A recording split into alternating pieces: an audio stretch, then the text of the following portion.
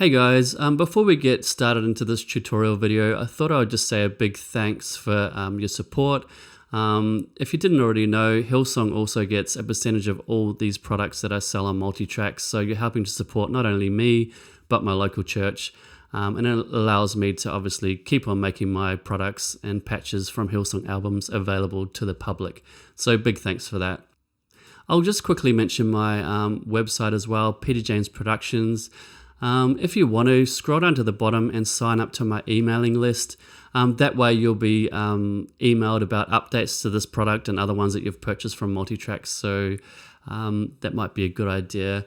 Also check out my YouTube channel, Peter James Productions. I often put tutorial videos for additional tricks and tips for MainStage, and obviously show walkthrough videos and new products. So subscribe to that if you want to as well. Okay, so if you've downloaded this product from Multitracks, this is what you'll get. You'll get the MainStage template, and you'll also get 4 playback zip files and 5 sample zip files as well. So once you've unzipped them, they should look like that. And I'm going to show you the install process. So go to the template, right mouse click, go show package contents. Now I've already installed this, so yours will have nothing inside, nothing inside the samples folder and nothing inside the playback folder. So you can copy all these folders into this location, or you can do what I've done here and you can just copy the contents of those folders. So it's pretty easy. Playback goes in the playback folder, and samples, all these samples here, will go into the samples folder. Once that's done, it's all installed and you can open up the product. I'm just going to show you something else as well. If you're wanting to use this product just by itself, if you want to use the patches inside the Complete Worship Bundle, this will work perfectly. But if you want to use these patches in maybe Logic X, or you want to import them into another MainStage template, I'll show you another location that you need to drop these files into. Okay, so what you need to do is go to Macintosh hard drive, library, application support, Logic, sampler, instruments. As you can see, I've already put a bunch of my other products in here, so I can use them in different templates and in Logic. You can create your own folder. Maybe you just call it Complete Worship Bundle. Okay, I've already done that, so that's not going to work, but you get the general idea. And what you need to do is drag these files here and put them into that folder that I've already created. It's already there and I've already done it, so I'm not going to do that. Let's put that back there, undo. I also like to keep my samples in the same location, just because it makes sense to keep the product together and not split it up over my hard drive. So I would suggest also putting those samples in that same folder. That's one location you can put them in. A second location is here, and it's Macintosh hard drive users. Yours won't be Peter James, obviously. Yours will be either your name or the username of the computer that you're using. Music, audio, music apps, samples is where you want to put the samples, and sampler instruments is where you want to put the sampler instruments. That's that folder there. So you don't have to put them in both, just either or, and your computer will now be able to find them from any different MainStage template or any other Logic X template. Great. So before we open up the product, you also have to make sure that you've installed the piano in 162. So I'm going to go to that website right now. Now all these links are in the install manual, so you can just click on those and go directly to the page. So you're going to want to download the SFZ version and download it there. If you do have trouble downloading it, you can use the direct download, which I think costs $1, or you can email support@multitracks.com and they'll send you a link to download it for free. So you've got a few different options for downloading that. You're going to also have to install the player that those samples are played in. Again, this link is in the install manual, so just go there, download it, install it, and that's that. If you purchase the Complete Worship Bundle Plus, that also requires Valhalla Vintage Verb, But just so you know, the Complete Worship Bundle does not require Valhalla Vintage Verb. Okay, let's open the product. Okay, so now that it's opened, I'm just gonna show you this tutorial video with the Complete Worship Bundle Plus. It's exactly the same as the Complete Worship Bundle. The only difference is it requires Valhalla Vintage Verb. The other one just uses MainStage reverbs, so that's the only difference. Okay, so the first thing you're going to need to do is just install that piano. So what you need to do, just go to the first one here, Interstellar Dreams 1. Go across to here. It should already come up with this plugin. If it doesn't, just go to Audio Units Instruments, find this right here and put that in. You're going to need to do it for both the close and the ambient channel strips right there. Once you've done that, this is already installed, so yours will probably come up blank. So just go import, and if it's not coming up with the location, just type IVY and your computer will search for it, and then hit the close one. I've already done it, so I'm not going to open it. And do the exact same thing for this one, but put the ambient one in there. So import and the ambient one there. Once you've done that, I suggest saving the concert. Just go save or Command S, and that's all installed. The great thing about the way I've designed this is it uses aliases for the different pianos. So once you change or import the piano at the top, it's an alias for all of them. That also means that when you're changing between patches, your piano won't cut off. You can seamlessly go from one patch to another without your piano cutting off, but only the sounds underneath it will change. So that's really handy to know.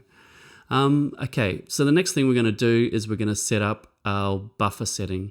Actually, before we do that, just double check that your keyboard, your MIDI keyboard, is working with the template. Click on the keyboard there. If it's on all, any keyboard that you plug in should work. If it's not working, go assign and just play any notes on your MIDI keyboard. I'm using a Yamaha for this example, so it's found that. Now when I play anything, you can tell that it's working. The next thing you're going to want to do, go to Preferences, Audio, and if I'm going too quickly, obviously this is a video, so just pause the video and rewind and just take it at your own pace. Okay, so this is your output, this is your interface. So if you're using an interface, just select that. I usually use Universal Audio Apollo for live use, but because I'm at home doing this video, I'm just using my benchmark as the output. The next thing you want to do is go to sample rate and make sure it's on 44.1. That's actually CD quality, so it's better than iTunes quality, it's better than Spotify. So you really don't need any higher sample rate, because if you start upping the sample rate, you're going to up the CPU stress on your computer, and that's the last thing we want to do, because you'll start getting audio pops and things like that. The next thing you want to do is go to Advanced Settings, and you've got to choose your buffer size. Now, this isn't a one setting fits all, because I don't know what computer you're using, so it's very hard for me to give you a definite setting for that. So what you need to do, I suggest somewhere around 128, but having said that, like I said, everyone's got a different computer, so I don't know if you've got a new one, old one, what your specs are. So I'll just try to explain a little bit about these settings and how it affects your template and playing. So a lower buffer setting will give you less latency. So what latency is the time it takes for the computer to produce audio after you've hit a MIDI note. Now we're only talking about milliseconds, which is hardly noticeable, but you do start to feel it once you get up to 512, 1024. So in an ideal world, you would have this at the lowest possible setting, so as soon as you hit a note, it'll automatically spit out the audio. But this isn't the perfect world, and everyone's got different computers, so you're going to have to make a compromise between latency and how powerful your computer is. So like I said, the lower the number, the less latency. The higher the number, the more latency. The higher the number, the less CPU load your computer or less stress your computer's under. So what I suggest is picking something in the middle, let's say that, finding a patch. Let's bring this down here so you can see it. Turning on everything. Just wait, I've got the spinning wheel of death. Okay, here we go. Turn on every single patch, and then just start playing some notes and take a look at your CPU load when you start doing that. It doesn't matter what you play, just play a bunch of notes, many notes as you can.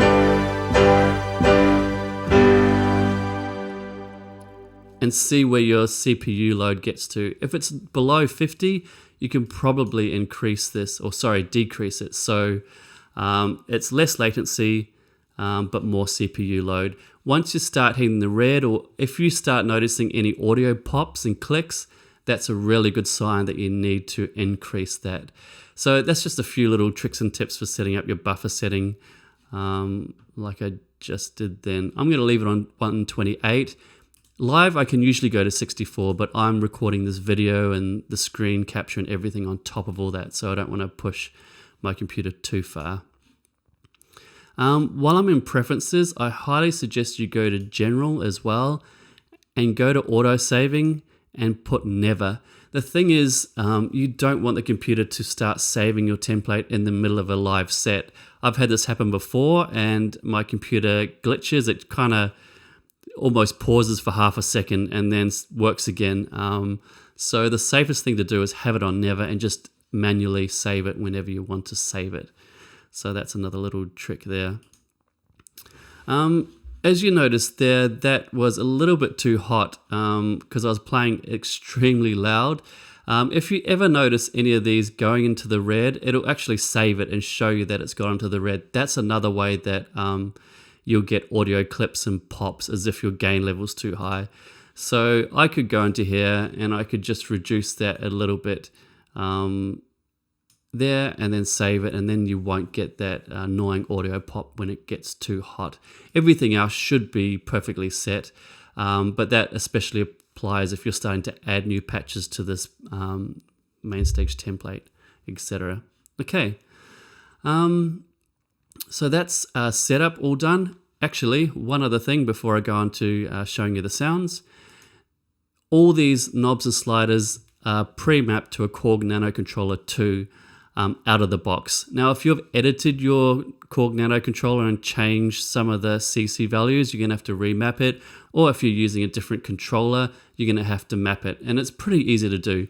Just go to Assign, click on the slider that you want to assign, and move the slider on your hardware. Then go to the next one, move the next one, repeat the step for every knob and button, and then they'll all be mapped. Click Assign again, and now I'll move a slider on my hardware and it moves the slider in my virtual hardware setup. So yeah, that's all your setup done. As soon as you've done all that, go save. I'd also suggest backing this up on an external hard drive or something, because if you start tweaking or editing things and make a mistake and you want to go back to the original version, you can do that. There's nothing worse than tweaking a few things, making a mistake, accidentally saving it, and then not being able to get back to the original. So I highly recommend. Another way you can do it is actually compress the file. So just zip it, and that way the computer can't make any changes to it. So yeah, I'd highly recommend saving it or backing it up before you start doing any changes. Okay, so now that everything's installed, I'm going to go through and start showing you all the sounds and how they're all pre-mapped and everything in this template. Let's start off with the pianos. So it's set up into 5 main groups. Everything under the piano set has pianos in it. Everything under the organ set has organs. Rhodes has Rhodes. This is a second type of Rhodes. It's actually a more aggressive Rhodes than this one. This is sweeter. And then we've got a Whirly at the bottom, which is kind of like a Rhodes, but extremely aggressive. And so I've got all those different options in there. We're going to look at the piano ones first. And all of these are the exact same patches, except I've swapped out the piano for an organ here. I've swapped out the organ for Rhodes, etc., etc. So that should all make sense there. Okay, so these buttons at the top are turning on each patch. So This turns on the close mic for the piano. This turns on the ambient mic for the piano.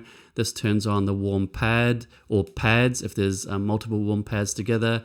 This turns on additional type of pad, a swell pad. This is your leads, it turns them on. While I'm here, I'll keep going across the top. This makes a pulse, so it's a side chaining pulse. Let me show you that. So I'm just going to play a chord and you'll hear it pulsing.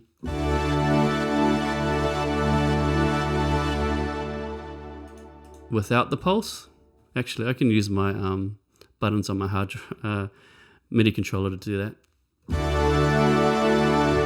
And no pulse, so really simple to turn on a pulse or turn it off. The tempo, that will adjust any delays or the pulse speed. You can either tap tempo it in there, or you can go to attributes and actually type the tempo in. If you're playing with a band that uses click, like we do at Hillsong Church, I'd suggest typing in the tempo because then you're guaranteed to get it spot on. Okay, so that's the pulse. I'll go over to this one. This is actually a motion button for the Motion Shimmer ambient pads that already come installed with this product. So I'll quickly show you one of these. So you push any bottom button on your MIDI controller and it will set up the motion pads. If I turn that off, it's going to stop the kind of auto panning left to right.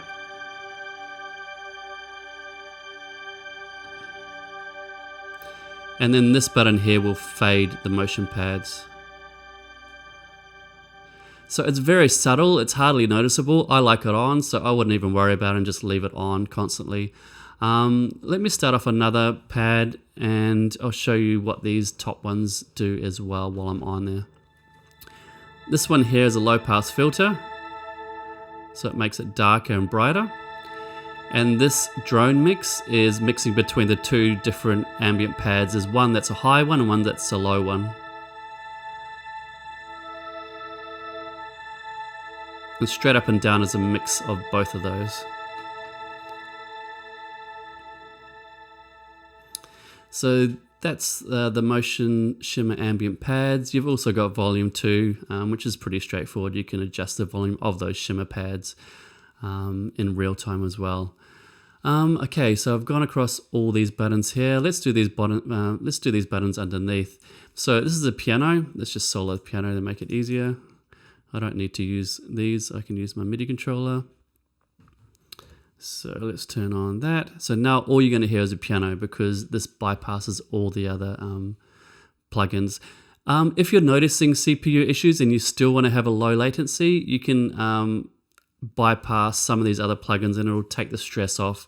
That's why I had bypass instead of mute, because bypass frees up that plugin and actually uses less CPU. So okay, so this is a piano. Turn this on here and you get an octave of each note, which is great because a lot of Hillsong songs require octave lead lines, so you can simply turn that octave button on and you can play an octave instead of just a single note, just by playing a single note. I'll talk about the other things that are attached to the piano while I'm here as well. So this adds an octave to the reverb. So let's turn up, whoops, wrong slider. Let's turn up the volume so you can hear what it's doing. Hear how it's added an octave above. Now let's increase the decay. So this is how long the reverb is. So you can have it going forever, basically.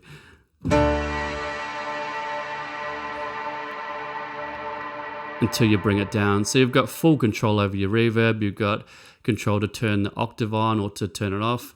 And I'll do it with a longer reverb so you can hear what the shimmer's adding to the sound.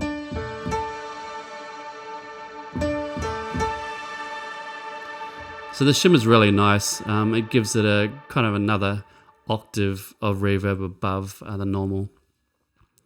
Okay, now we've got delays. We'll go on to them. Let's bring the reverb down so it doesn't get too mushy. We've got a 1/8 delay and a dotted eighth delay.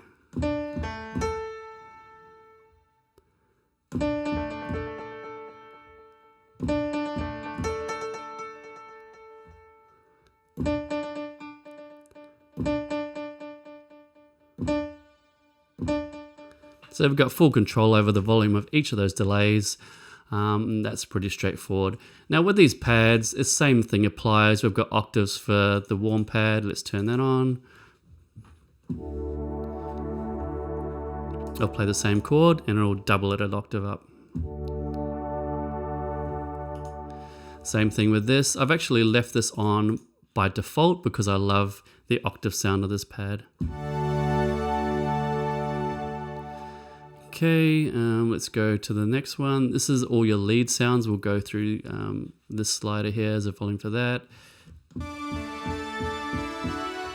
And instead of an octave, I actually put an ARP, so you can hold a chord down.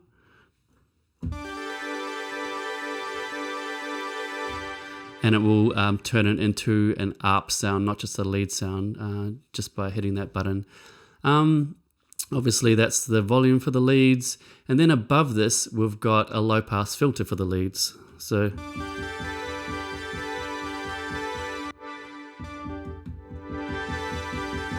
and this one is a low pass filter for the pads. So let's turn on these pads again and I'll show you that. So you can actually use a low pass filter as a kind of volume thing. And it means you can have all of these on. You could even have the leads playing at the same time. And then bring this up.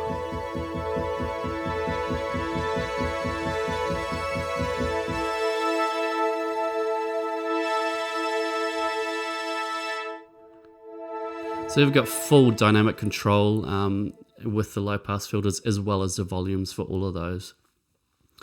I'll just talk about the output because that's the only thing I kind of haven't mentioned here, as well as the patch list, but that's pretty straightforward.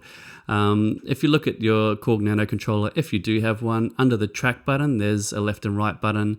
Those buttons are pre-mapped to go up and down and select what patch you want. Now the output is just showing you the CPU load for your concert. And there's a mono button just in case you're running mono and not stereo. Just click that button and it'll turn your whole thing into a mono template rather than a stereo.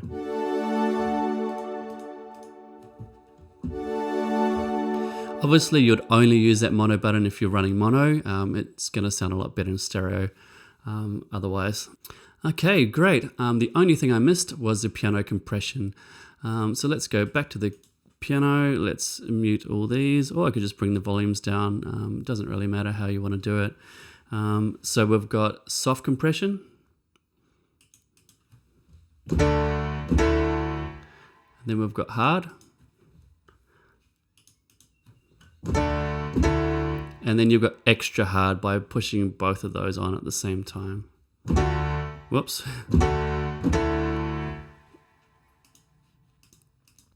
Okay, so I've covered all of the buttons and sliders, I'm pretty sure. Now there's just one other thing I want to mention. So these already come pre-assigned to each patch. So if I go off that one and back onto that one, what you're going to notice is certain things get bypassed and turned on and volumes stay at a certain place. So that's the way that it comes in this template, but you are free to change that. Let's say you want the piano on and you want to change the volumes of these. It's really easy to do. But what I'd suggest is duplicating. So go Command D. It's just got to load these patches in, so it takes a little bit. The reason why I want to duplicate it is because if you make a mistake or you don't like what you've changed, you can just go back to the original and then maybe just name that edited or something like that. Now I'll show you how to change these. So let's say as soon as you go to Interstellar Dreams 1, you want the piano to be on. Click on this button, go down here and put saved value as on. Okay. So let's go off that and back onto it. See how now it comes default on. Let's say you want the octave to be always on.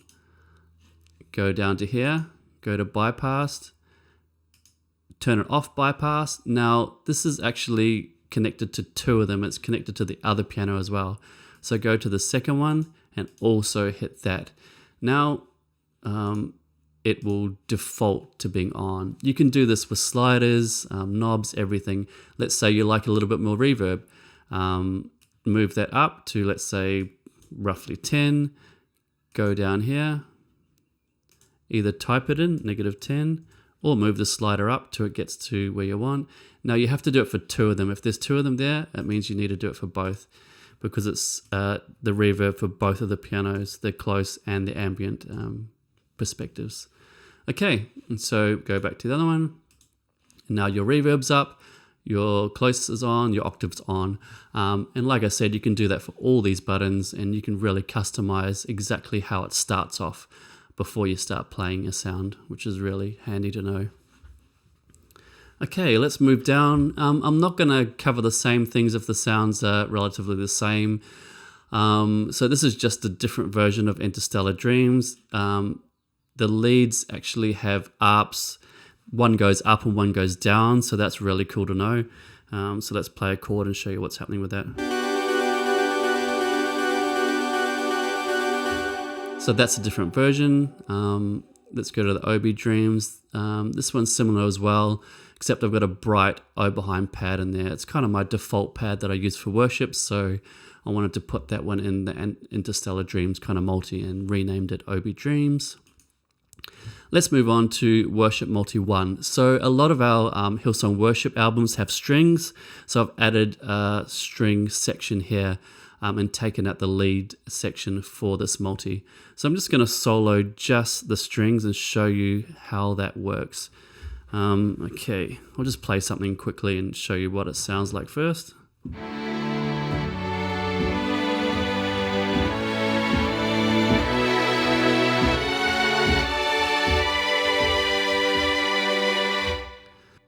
There's a really cool feature here. This button fast will turn your patch from a legato slow kind of string patch into a fast attack. So it's great for doing runs, for example. And then take it off. Whoops, wrong button. To go back to your slow line.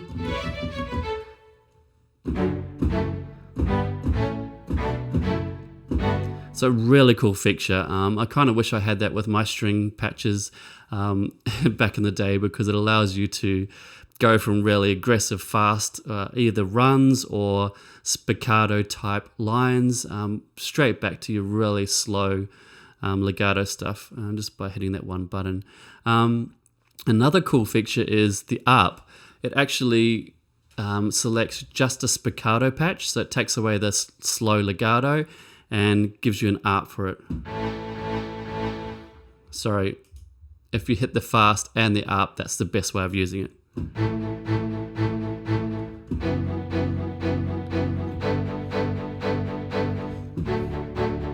So really cool feature, having the ARP and the fast. Obviously the tempo will affect the tempo speed, and if you want to go into even more detail, scroll across till you get to your strings, go to the ARP, and then you can create your own rhythms there, and your ARP will follow those rhythms. So you could have something like that. You could add more, do an 8-bar. You probably don't want 9-bar, but that might be cool. Let's try that.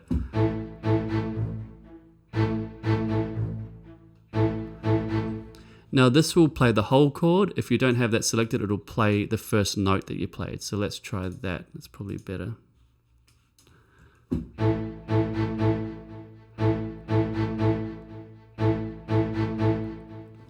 So that's a really powerful tool that you can use with your strings. Okay, let's go down. This is a similar setup. It's got the Holy Spirit pad, the Open Heaven River Wild pad that we used.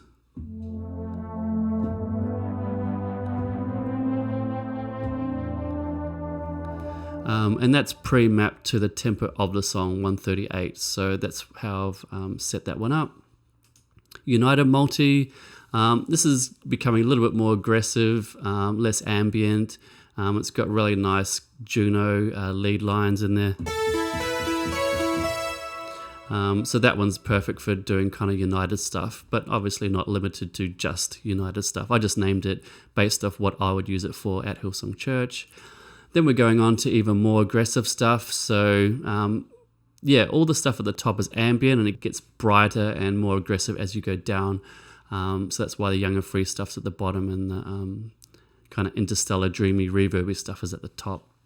Okay, so we've got a really cool bass here. Let's just solo that bass, show you what it sounds like. Okay, something's not soloed. What is it?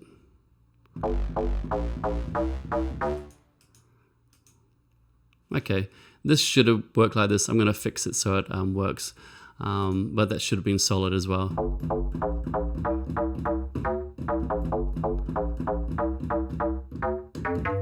Okay, that's the bass. Here's a little trick that I might show you too. So let's turn on these. I've got to manually do this until I fix it. Your template won't come like that. I'll fix it before that gets sent out to everyone.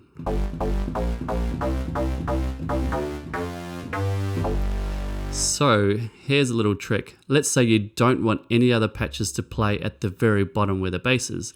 That's really easy to do. So this is setting up the layer for the bass. You can move that up and down as far up as you want. But a cool little trick is go learn high key. See how it moved? You can just play it in and it will move it to the note that you played. So now I'm going to select these other ones. I can actually select multiple at the same time. No, I can't. It drops off, so you can only do one at a time. So OB pad, let's say the low key, I want to be one note above where the bass is. See how it moved to that? And I can do the same for this one. Learn low key. That one moved up to there. That one moved up, and we've just got the lead to do. Except I didn't hit learn low key. There we go. You could even do the same with the piano if you really wanted to and have the piano not getting in the road of the bass.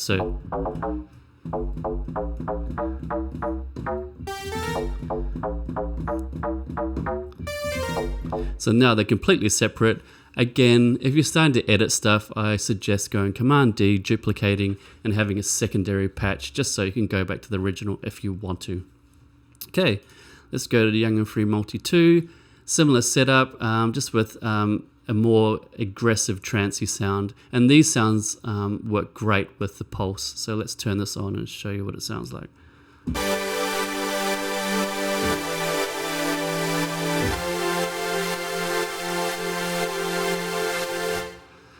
So that's what that sounds like. Young and Free Multi 3 has a pulse pad, so that's pretty cool as well.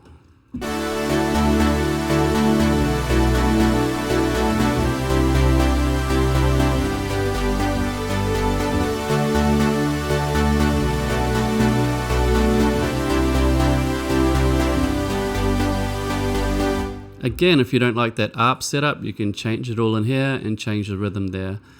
Okay, let's go to this one. The only difference between this one and Young and Free Multi 3 is the speed of the pulse, because you may want the ARP and the pulse to be at different speeds, so it's just half the speed.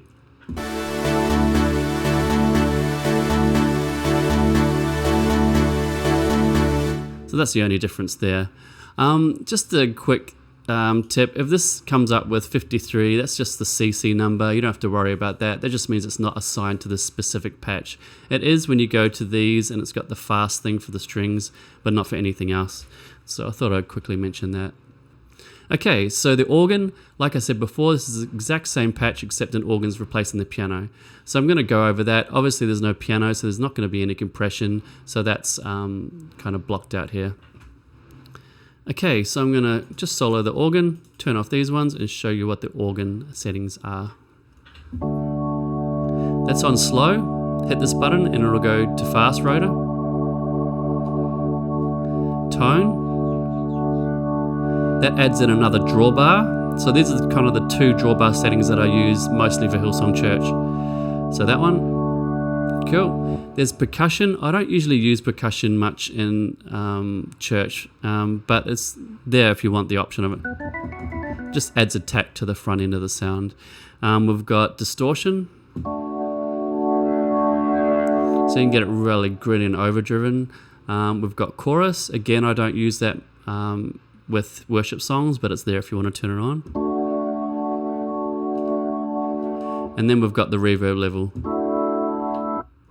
That's completely dry, and that's kind of the maximum that I use the organ with, so that's how I've set it up.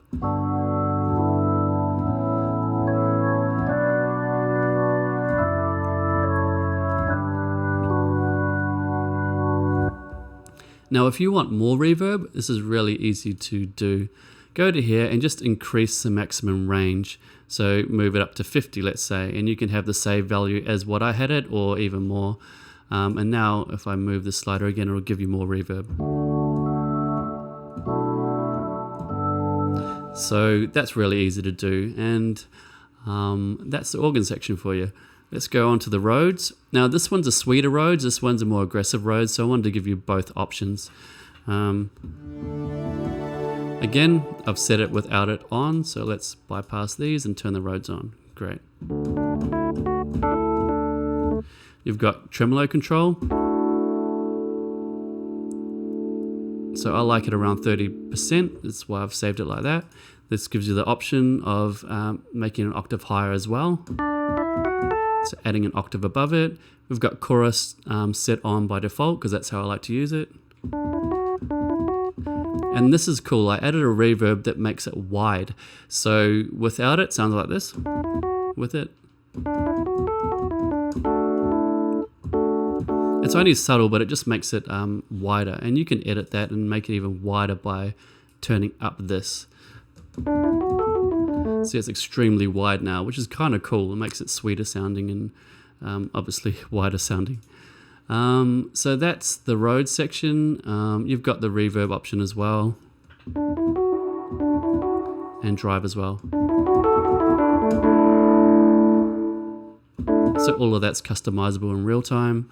Now this is exactly the same, it's just a different type of Rhodes, so I'll show you the sound of that one. Again, you can turn the wide on if you want, put some more reverb, and even increase that if you want a default wider setting to be even wider, which is kind of cool. I actually like the wide setting a little bit more maybe. So that's getting close to a whirly sound. Now whirly is even more aggressive than that. So let's go to this one. Again, I'm going to bypass these. We've got octave as well, like the Rhodes. We've got the wide option. We've got more reverb, more drive, and more tremolo. Now the tremolo is actually mono for this one. The reason being a whirly doesn't produce stereo tremolo by default. It only produces mono, but there's always the option to change that if you want to. See, this stereo is on 0. If you want it to be stereo tremolo, now it's going to go left and right.